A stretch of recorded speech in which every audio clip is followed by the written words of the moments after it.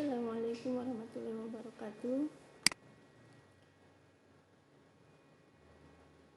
Sekarang bagian menuju UAS siap mata kuliah penilaian konsumsi pangan.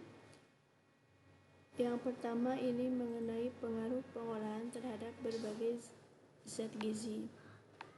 Jadi dalam beberapa proses pengolahan, zat-zat gizi yang terkandung di dalam makanan ini bisa mengalami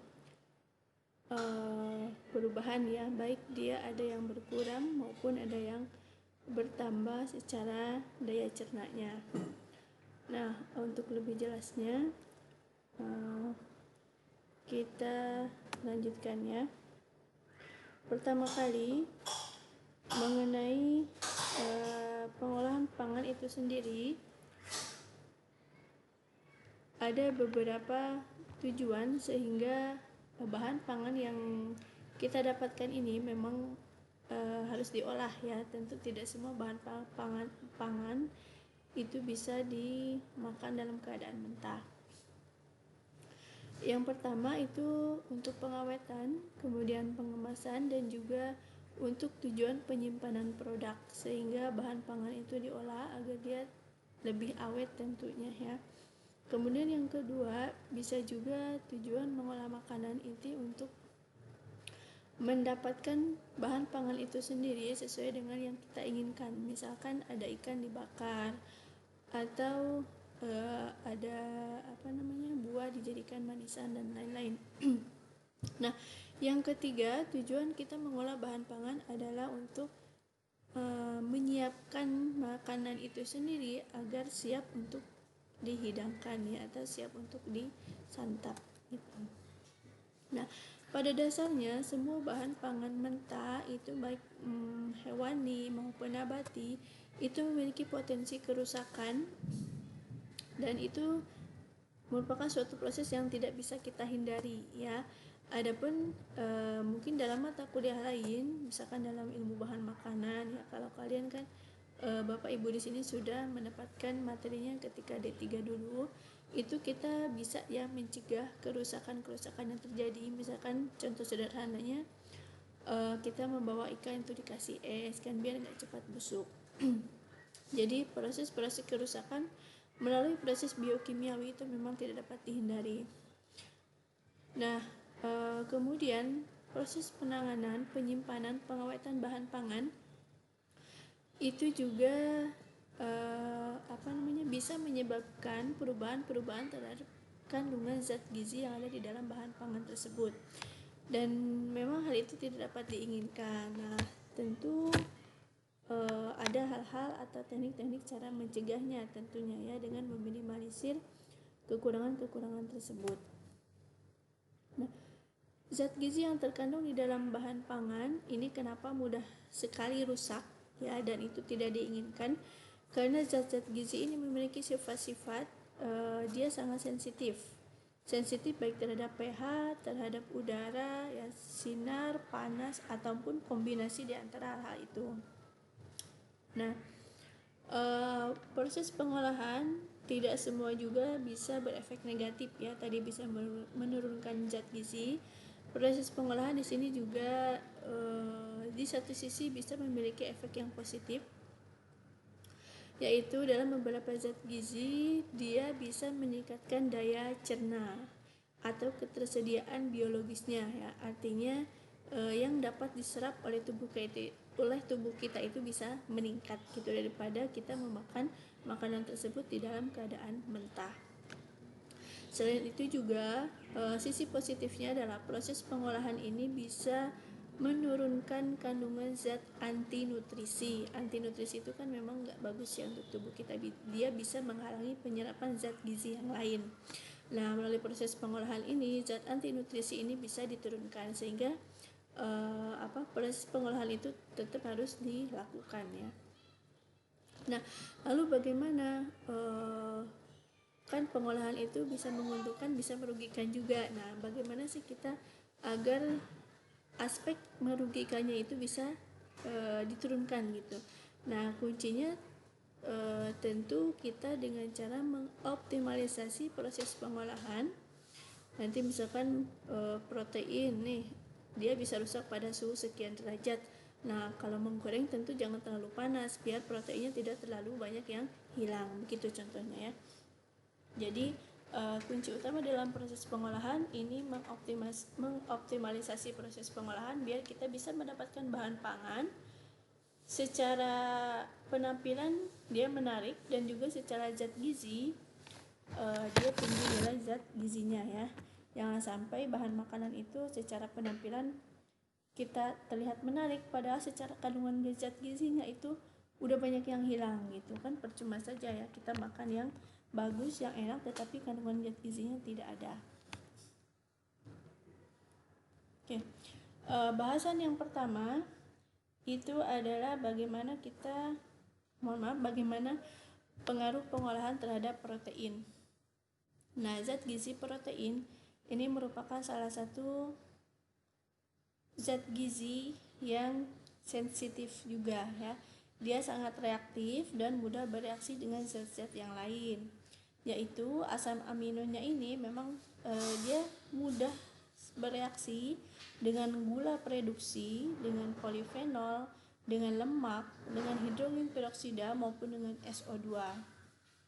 Nah, di sini disebutkan ada beberapa asam amino ini kan banyak ya, ada yang esensial, ada yang non esensial. Nah, di sini disebutkan bahwa asam amino yang paling reaktif atau yang sangat mudah untuk bereaksi dengan zat gizi lain yaitu ada lisin, triptofan, methionine dan cysteine.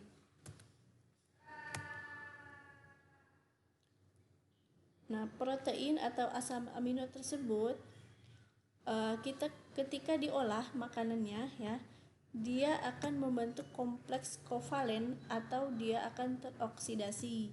Nah, proses inilah yang akan merubah zat gizinya sehingga daya cerna protein pada bahan pangan yang diolah tersebut akan mengalami penurunan.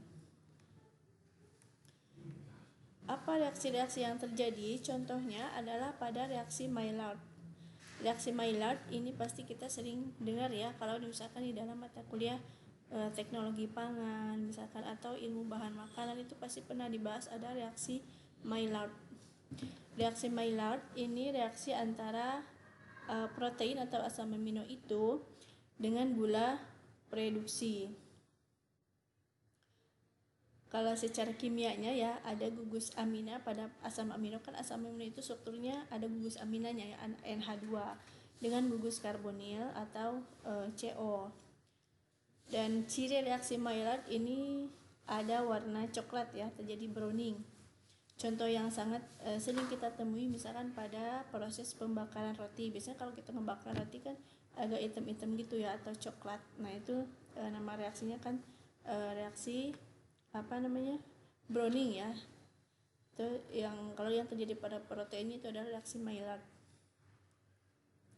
Selain itu juga misalkan pada pemanasan daging, pemanasan susu juga bisa terjadi dan juga pada proses produksi sereal itu bisa terjadi reaksi Maillard ya. Jadi pada proses-proses tersebut bisa terjadi penurunan daya cerna dari kandungan proteinnya ya gitu. Nah, akibat reaksi Maillard tadi yaitu terjadi pembentukan warna yang coklat tadi ya, itu asam aminonya akan rusak. Nah, kalau asam aminonya rusak maka yang dapat kita cerna juga akan menurun begitu ya. Jadi ketersediaan atau keberadaan asam aminonya karena rusak tadi sehingga asam aminonya akan menurun sehingga yang bisa kita cerna juga menurun. Ya, jadi reaksi Maillard ini bisa menurunkan daya cerna protein.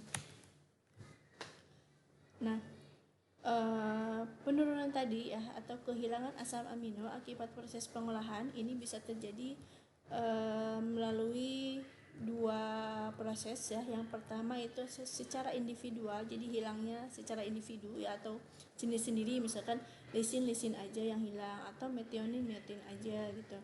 Bisa juga hilangnya secara relatif ya, misalkan gabungan kehilangan lisin sama methionine sekaligus begitu. Nah, secara rincinya kehilangan secara individu misalkan yang lisin lisin ini memang tadi sudah disebutkan ya di awal tadi bahwa lisin merupakan salah satu asam amino yang memang cukup reaktif dibandingkan asam amino yang lain, artinya dia mudah bereaksi.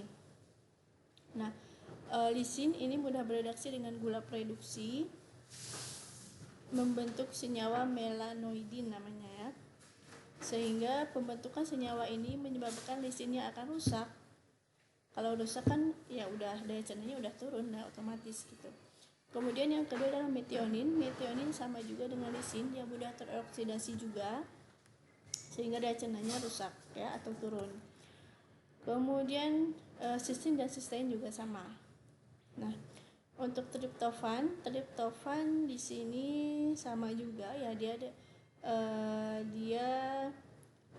mudah teroksidasi juga, mengalami oksidasi triptofan menjadi N-phenylketonurenin, ini secara struktur kimianya ya. Kemudian triptofan dengan aldehid ini bisa melanjutkan reaksi Maillard dan dapat bereaksi dengan formaldehid. Tentunya hal ini menimbulkan kerusakan pada triptofan sehingga daya cernanya menjadi turun. Nah, itu tadi kehilangan asam amino yang secara individu ya, sendiri-sendiri. Sekarang kalau asam aminonya hilangnya nggak sendiri-sendiri, artinya barengan gitu ya. Contohnya adalah lisin dan metionin, dia hilangnya barengan. Ini daya cernanya juga akan turun ya. Jadi pada pengolahan bahan pangan itu bisa terjadi juga kehilangan lisin sama metionin sekaligus. Nah, selain itu asam amino triptofan dan asam amino yang lain juga bisa rusak sekaligus ya, karena dia rusak teroksidasi, misalkan karena adanya radikal bebas atau adanya hidroperoksida atau HO2 ya, hidroperoksida. Oke. Jadi itu adalah pengaruh pengolahan terhadap daya cerna protein ya.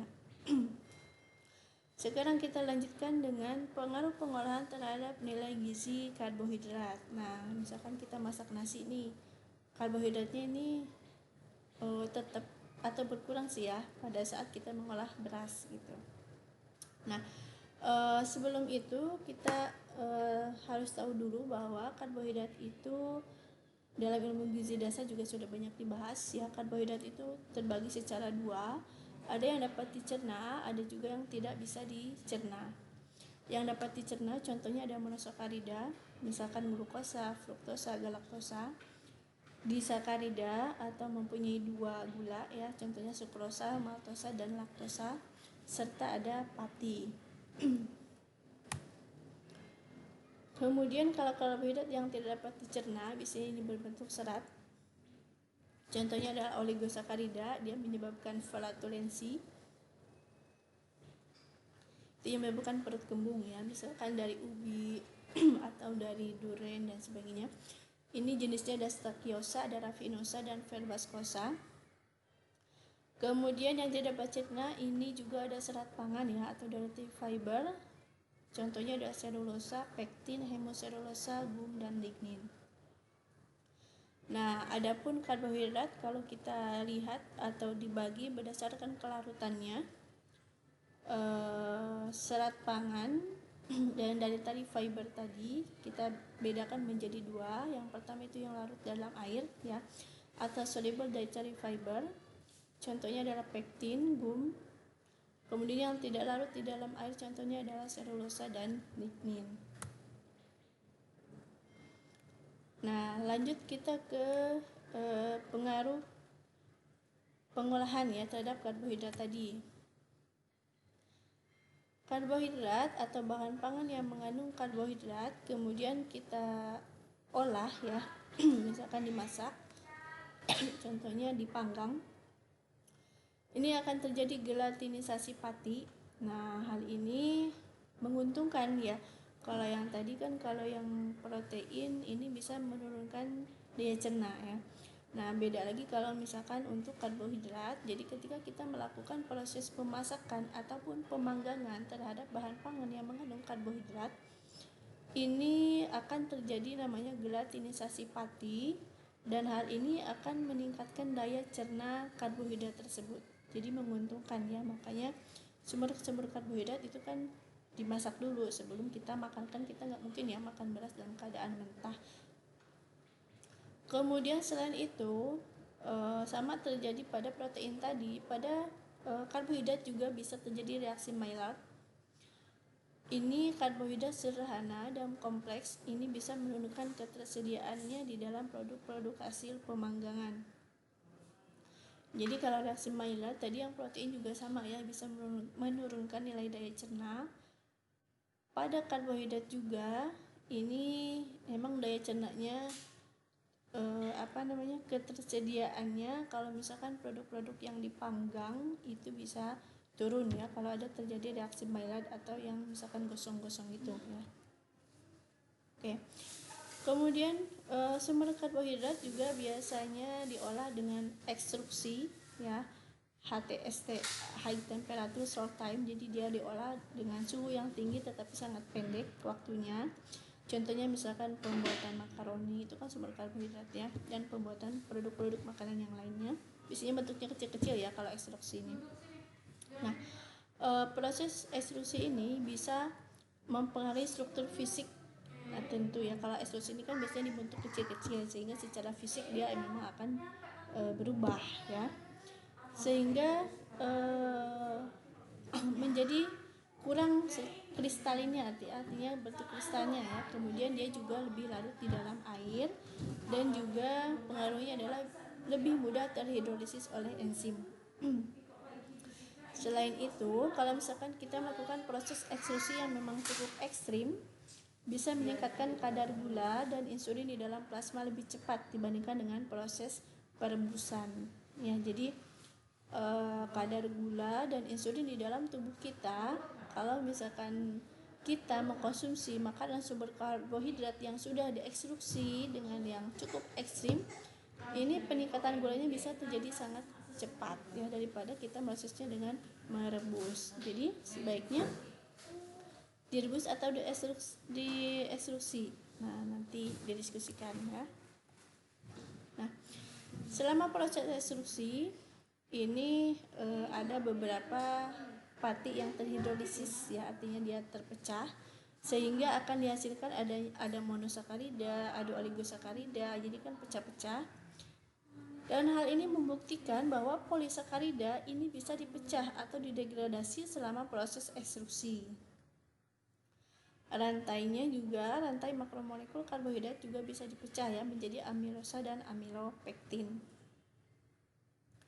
Selain itu, selama proses ekstruksi juga bisa terjadi pembentukan senyawa antara amilosa dengan lipid. Nah, pembentukan senyawa ini, misalkan amilosa, dia bereaksi dengan lipid atau dengan lemak, ini bisa menurunkan daya cerna pati ya. Daya cerna patinya itu pati yang mengandung amilosa secara in vitro.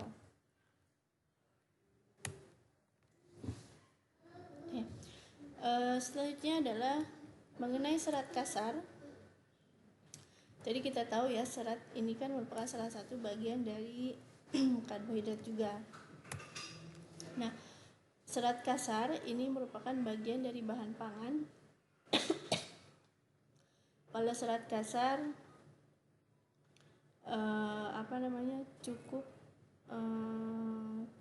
atau artinya apa? Tidak mudah ya, tidak mudah terhidrolisis, tidak mudah dipecah oleh bahan-bahan kimia. Contohnya misalkan sekalipun dia dicampurkan dengan H2SO4 asal asam sulfat atau NaOH atau natrium hidroksida, dia tidak bisa dihidrolisis ya, namanya serat kasar. Kemudian ada serat pangan. Kalau serat pangan ini bagian dari bahan pangan yang tidak dihidrolisis oleh enzim-enzim pencernaan. Nah, biasanya nilai kadar serat kasar ini lebih rendah daripada serat pangan karena asam sulfat dan natrium hidroksida ini memiliki kemampuan yang cukup tinggi ya untuk menghidrolisis komponen bahan pangan dibandingkan dengan enzim-enzim pencernaan. Oke. Jadi begitu uraian untuk proses pengaruh pengolahan terhadap karbohidrat. Jadi tadi ada yang bisa meningkatkan daya cerna, ya ada juga yang bisa menurunkan daya cerna. Kayak tadi pemanggangan, kalau terjadi reaksi Maillard itu bisa menurunkan daya cernanya. Nah, sekarang pengaruh pengolahan terhadap lemak. Oke, kita lihat ya. Yang pertama yang sering kita lakukan adalah menggoreng. Bagaimana proses penggorengan ini berpengaruh terhadap bahan makanan kita, terutama terhadap kandungan zat gizi lemaknya. Yang pertama, secara fisik itu tentu terjadi perubahan juga ya. Kalau kita lakukan penggorengan terhadap bahan pangan, misalkan terhadap ikan ya. Selain itu, secara kimiawi juga ada perubahannya. Nah, kita lihat jika kita menggoreng dalam suhu yang cukup tinggi, misalkan 168 sampai 169 derajat Celcius, maka hal yang terjadi adalah pertama, minyak itu akan terdegradasi dengan cepat dan akan membentuk akroloin yang biasanya terasa gatal di tenggorokan. Kemudian selain itu, hal yang terjadi adalah ikatan rangkap pada struktur minyak atau lemak ini akan teroksidasi. Asam lemak bebasnya ini biasanya menimbulkan bau tengik ya gitu. Jadi memang menggoreng dalam suhu yang sangat tinggi, apalagi dalam waktu yang lama, ini memang tidak terlalu baik ya. Biasanya juga kalau kita goreng suhunya tinggi, itu terlalu terburu-buru, biasanya kan secara fisik juga matang di luar tapi dalamnya kurang gitu ya. Secara zat gizi juga nggak bagus ya. Nah, asam lemaknya yang esensial juga bisa terisomerisasi ya ketika kita panaskan dalam larutan alkali dan sensitif terhadap sinyal suhu dan oksigen. Nah, proses oksidasi lemak ini bisa menyebabkan tidak berfungsinya secara biologis dan bahkan bisa menyebabkan keracunan atau bersifat toksik ya. Ada sebuah penelitian yang menunjukkan bahwa produk volatil atau yang menguap ya, produk volatil akan bersifat mudah menguap. Hasil oksidasi dari asam lemak babi ini bisa bersifat toksis atau menimbulkan keracunan terhadap tikus percobaan. Nah, jadi pada tikus bisa menimbulkan keracunan ya, pada manusia kayak mana ya, biasanya sama ya, karena manusia itu kan biasanya proses penelitian kita cobakan dengan tikus itu untuk diberatkan dengan manusia. Nah, kecepatan oksidasi berbanding lurus dengan tingkat ketidakjenuhan asam lemak ya. Jadi semakin asam lemak itu semakin tidak jenuh, maka semakin mudah teroksidasi.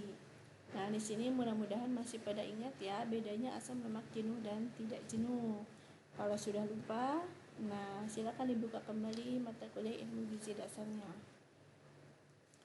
Contohnya asam linolenat, dia memiliki ikatan tiga ikatan rangkap, dia akan lebih mudah teroksidasi daripada asam linoleat. Kalau linoleat kan dia 2 ikatan rangkapnya, dan kalau oleat itu 1 ikatan rangkapnya. Contoh selanjutnya adalah minyak kedelai ya. Minyak kedelai ini tinggi asam linolenatnya, sehingga dia kurang bagus ya, tidak disarankan untuk digunakan sebagai minyak goreng. Dia mudah teroksidasi dan juga mudah tengik. Nah, tetapi minyak kedelai ini baik untuk kesehatan karena kolesterol darahnya tidak naik ketika kita mengonsumsi minyak kedelai. Tapi minyak kedelainya bukan untuk dijadikan untuk menggoreng ya. Kemudian minyak jagung ini lebih bagus untuk minyak goreng. Kenapa? Karena asam linolenatnya rendah, sehingga aman untuk kesehatan. Nah, kemudian untuk antioksidan, misalkan vitamin E atau tocopherol ya, bisa mengurangi kecepatan proses oksidasi. Vitamin E itu banyak terdapat pada lemak nabati. Kemudian adanya logam-logam berat, misalkan tembaga, besi, ini bisa mempengaruhi atau mempercepat oksidasi lemak. pada saat proses penggorengan ini bisa juga terjadi reaksi degradasi ya. Degradasi itu kan penguraian ya, kerusakan. Asam lemaknya terurai. Produk-produk yang terbentuk yang tidak menguap ini biasanya pada minyak dan bahan yang digoreng. Kemudian kalau yang menguap itu kan ikut bersama asap yang keluar. Nah, hasil yang tidak menguap ini disebabkan dari asam lemak yang tidak jenuh yang ada di dalam minyak goreng. Biasanya dihasilkan dari reaksi autooksidasi, polimerisasi termal maupun oksidasi termal. Ini secara reaksi kimianya ya. Nah, oksidasi ini bisa menghasilkan alkohol, hidroaldehid, asam hidrokarbon. Kemudian minyak juga menjadi lebih gelap ya. Kita lihat kan kalau minyak sebelum digunakan dengan minyak yang setelah digunakan. Kalau setelah digunakan, apalagi digunakan untuk menggoreng ikan, itu biasanya akan lebih gelap atau menggoreng yang proteinnya tinggi ya. Kemudian secara rasa juga akan berubah. Nah, selain itu di sini juga yang berbahaya ya. Hasil penggorengan ini bisa membentuk radikal bebas dan ini beracun bagi tubuh. Kemudian viskositasnya juga meningkat. Selain itu juga terbentuknya derivat asam lemak yang tidak membentuk kompleks dengan urea dan bersifat toksik juga. Jadi ini ya, makanya kan secara gizi seimbang juga sudah pada tahu ya kalau konsumsi lemak itu dibatasi, apalagi kalau kita terus mengonsumsi makanan yang digoreng.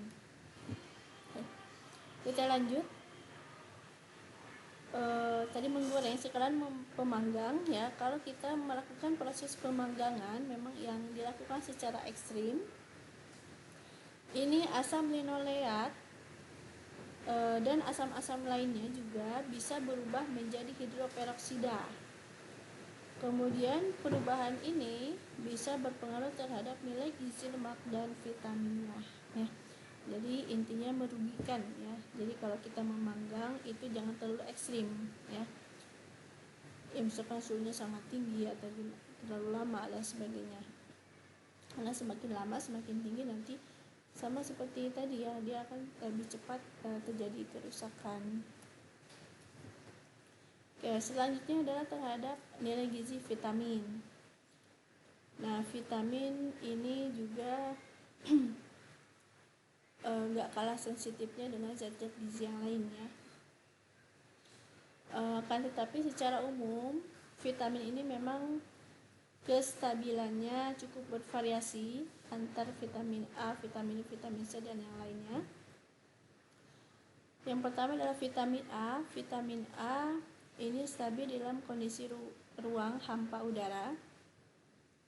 Tetapi kalau vitamin A dipanaskan dan ada oksigen, terutama pada suhu tinggi, maka vitamin A akan rusak seluruhnya ya, apabila dioksidasi dan dihidrogenasi.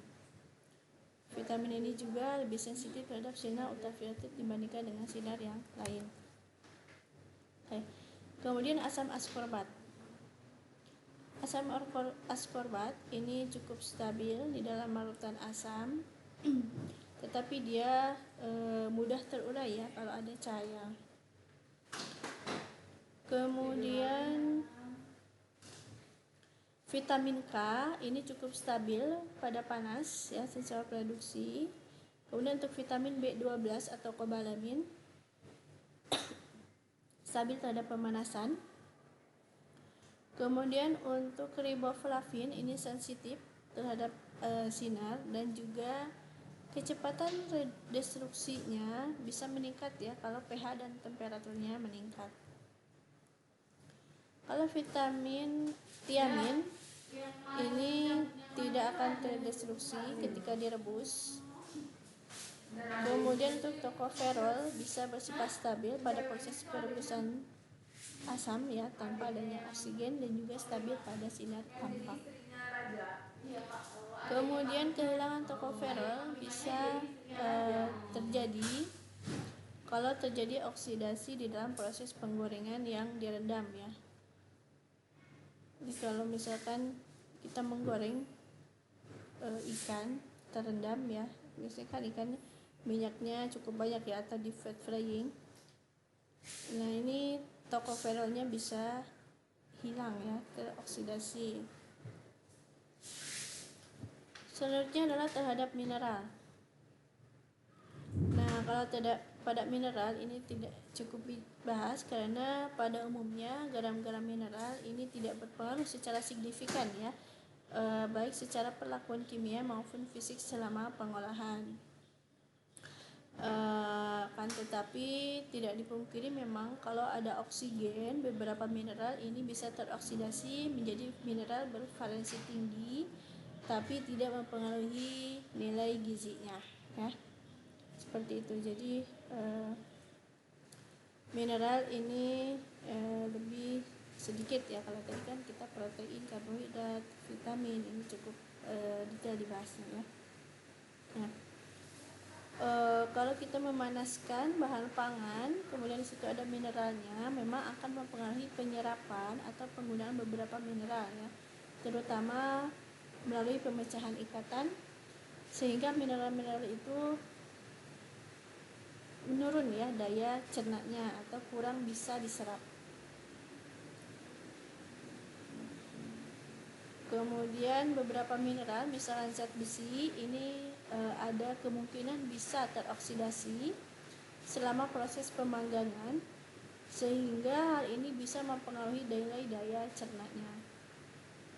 Hasil penelitian ada menunjukkan bahwa ada 2 senyawa besi yang digunakan di dalam pengolahan crackers soda ini mempunyai nilai biologis yang berbeda jauh ya, artinya di situ dia menunjukkan bahwa zat besi ini memang bisa menurun daya cernanya ya dengan adanya proses pemanggangan.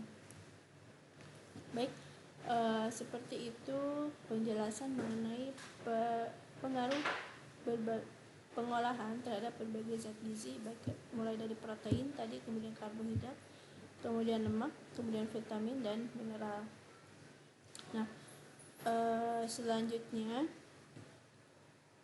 Bapak dan Ibu di sini bisa mereview jurnal ya, biar terbayang langsung gitu ya, karena sudah banyak sekali penelitian yang meneliti tentang ini. Jadi silakan direview jurnal pengaruh pemasakan pada zat gizi. Misalkan ada jurnal yang membahas pengaruh penggorengan terhadap kandungan gizi protein, atau ada yang membahas tentang pengaruh oven terhadap zat gizi, cookies dan lain-lain. Jadi bebas ya, pemasakannya mau apa, zat gizinya juga apa, bebas. Nah, itu bisa direview kemudian dikirimkan ke email seperti yang tertera pada video ini, maksimal hari Kamis 25 Juni 2020 jam 24 ya. Oke, silahkan komen dan di grup kalau sudah selesai menonton video ini.